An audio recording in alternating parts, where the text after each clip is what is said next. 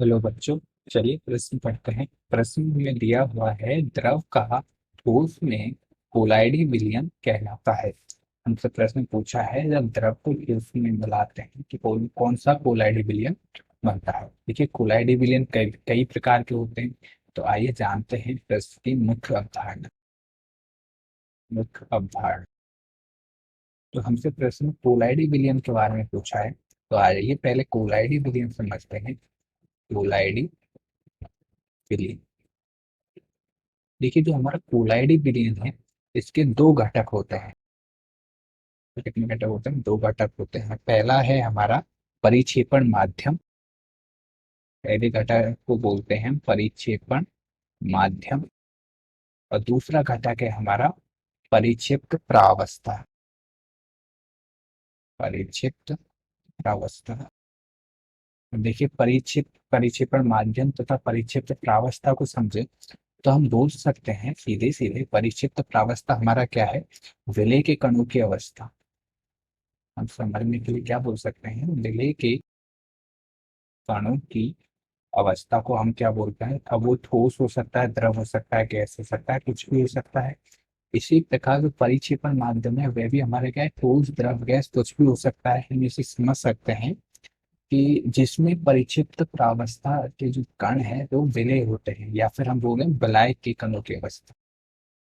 विलायक के कणों की अवस्था कोई हम क्या बोलते हैं? परिक्षेपण माध्यम बोलते हैं। अर्थात जो हमारा कोलाइडी विलयन है यह दो प्रकार के घटकों से मिलकर बना होता है। परिक्षिप्त प्रावस्था प्लस परिक्षेपण माध्यम। परिक्षेपण माध्यम। ये तो समझ में आया कि कोलाइडी विलयन क्या होता है। लेकिन यदि हमारा विलायक के कणों का आकार जैसे द्रव है और विलय के कणों के आकार का ठोस है तो कोलाइडी विलयन अलग होगा। इसी प्रकार यदि परिक्षेपण माध्यम का जो की अवस्था है वो ठोस है, परिक्षेप्त की भी ठोस है, तो माध्यम वाला कोलाइडी विलयन अलग होगा। इसी प्रकार परिक्षेपण माध्यम तथा परिक्षिप्त प्रावस्था के कणों की अवस्था के आधार पर हमारा कोलाइडी विलयन अलग अलग होता है। तो आइए समझते हैं कि द्रव का ठोस में इस बात का क्या तात्पर्य है कि हमारा जो द्रव है वह क्या है? वह हमारा है परिक्षिप्त प्रावस्था। परिक्षिप्त प्रावस्था। और जो ठोस है हमारा वह क्या है? परिक्षेपण माध्यम। क्षेपण माध्यम।